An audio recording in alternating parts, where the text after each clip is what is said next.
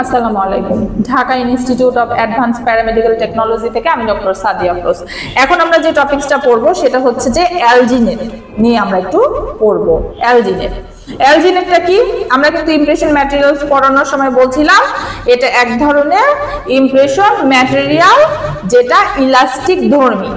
কারণ impression material দুই ধরনের ছিল, একটা ছিল ইলাস্টিকের মতো, একটা ছিল নন ইলাস্টিক।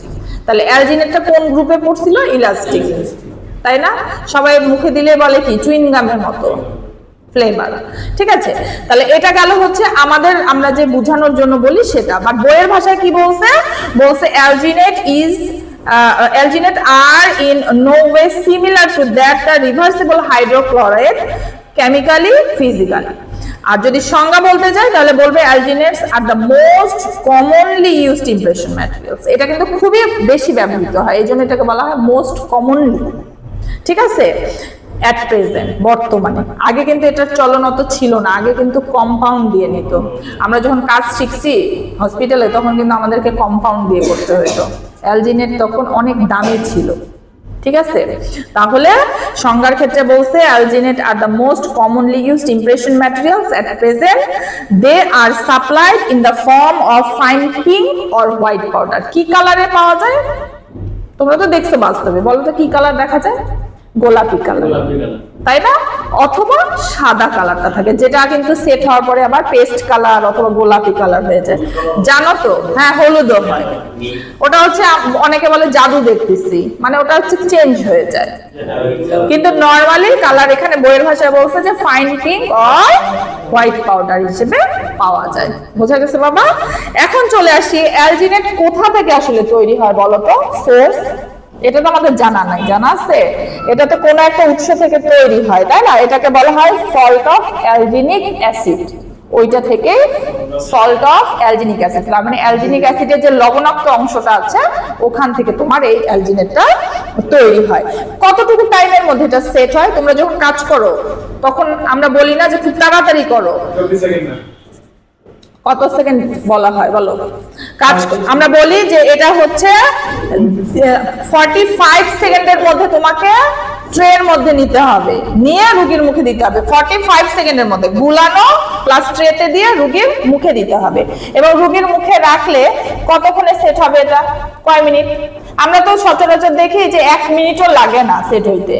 গরমকালে, শীতকালে একটু বেশি সময় লাগে, গরমকালে তোমার হচ্ছে 1 থেকে 2 মিনিটে সেট হয়, তাই না? কিন্তু বইয়ের ভাষায় বলছে 2 থেকে 4 মিনিট লাগে, কমপক্ষে 2 থেকে 4 মিনিট। কেন বললো? কারণ ওই যে শীত গরম মিলে ওরা বলছে। তাহলে সেটিং টাইমটা কতটুকু? 2 থেকে 4 মিনিট কমপক্ষে। আচ্ছা, মিক্সিং টাইম কতটুকু? ওই যে আমরা বলেই দিলাম 45 সেকেন্ডের মধ্যে। কিন্তু তোমার বইয়ে কি বলছে জানো? 1 থেকে 1.5 মিনিট। 1 থেকে 1.5 মিনিটে আমরা বাস্তবে যেটা দেখছি সেটা হচ্ছে সেট হয়ে যায়, কাজ করতে করতে, তাই না? এই আর ব্যবহার বলো তো, এটা আমরা কি কাজে ব্যবহার করি অ্যালজিনেট? ইউজ যদি বলি তাহলে আমরা কি বলবো বলো? ইমপ্রেশন নিতে। তো ইমপ্রেশন তো অনেক ধরনের আছে, একটা হচ্ছে পার্শিয়াল ইমপ্রেশন, কমপ্লিট ডেন্টারের ইমপ্রেশন, তাই না? সবগুলো ইমপ্রেশন নিতে ব্যবহার করি। আর কোন কাজে ইমপ্রেশন নিতে ব্যবহার করি? এটা তো ডেন্টারের কথা বললাম। অর্থোডেন্টিক ট্রিটমেন্ট যদি করি তাহলেও সেক্ষেত্রে করব।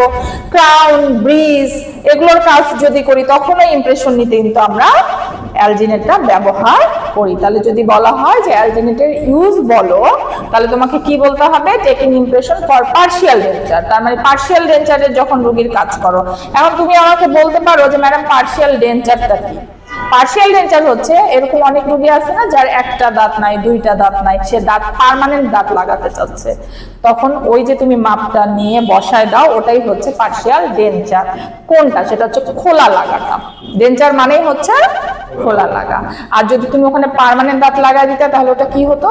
ব্রিজ অথবা ক্যাপ।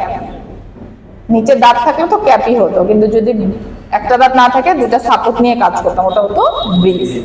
তাহলে আমরা বললাম অ্যালজিনেটের কাজ হচ্ছে পার্শিয়াল ডেঞ্চারের রোগীর ইমপ্রেশন নিতে ব্যবহৃত হয়। কমপ্লিট ডেঞ্চার রোগী দাঁত লাগাবো, মাপ নিতে হবে না, তখন এটা ব্যবহৃত হয়। অর্থোডন্টিক অ্যাপ্লায়েন্স তৈরি করতে, অর্থোডন্টিক অ্যাপ্লায়েন্স কোনটা বাবা? মনে করো আমার রুগীর আঁকা বাঁকা দাঁত আছে, উঁচু নিচু দাঁত আছে, ওগুলো ঠিক করতে গেলে আমার মাপ নিতে হবে। মাপ নিতে গেলে আমাকে কি ব্যবহার করতে হবে? অ্যালজিনেট ব্যবহার করতে হবে। অথবা মনে করো কোনো রুগীর আমি ক্রাউন করতেছি বা ক্যাপ করতেছি, ব্রিজ করতেছি, এগুলো কাজে আমাকে কি ব্যবহার করতে হবে? অ্যালজিনেটটা দিয়ে মাপ নিতে হবে।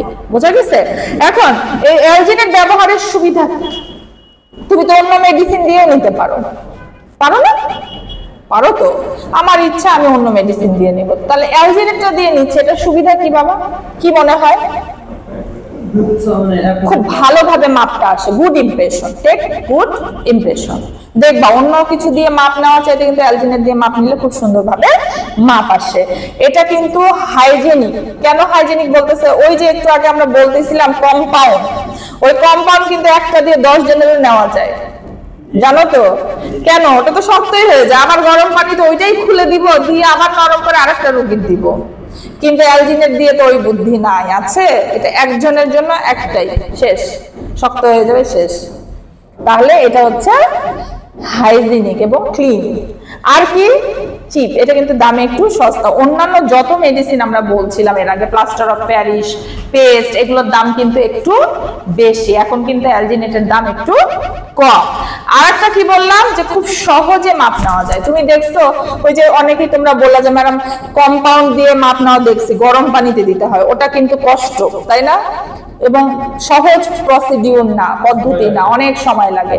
কিন্তু অ্যালজিনেটটা কি? খুব সহজ একটা পদ্ধতি, ঠিক আছে? এবং রেকর্ডটা খুব অ্যাকুরেট আসে, মানে মাপটা খুব সঠিক আসে। কম্পো দিয়ে নিলে কি হয়? অনেক সময় ভুল আসে, বা অন্য মেডিসিন দিয়ে নিলে ভুল আসে, কিন্তু অ্যালজিনেট দিয়ে দেখবা যে ভুলটা কিন্তু খুব কম হয়। তাহলে আমরা সুবিধা কি কি পেলাম? খুব গুড ইমপ্রেশন পাবো, অ্যাকুরেট মাপটা পাবো, হাইজেনিক হবে মানে পরিষ্কার হবে, দামে সস্তা হবে, এবং খুব সহজে মাপটা নেওয়া যাবে। বোঝা গেছে বাবা? আচ্ছা, ধন্যবাদ।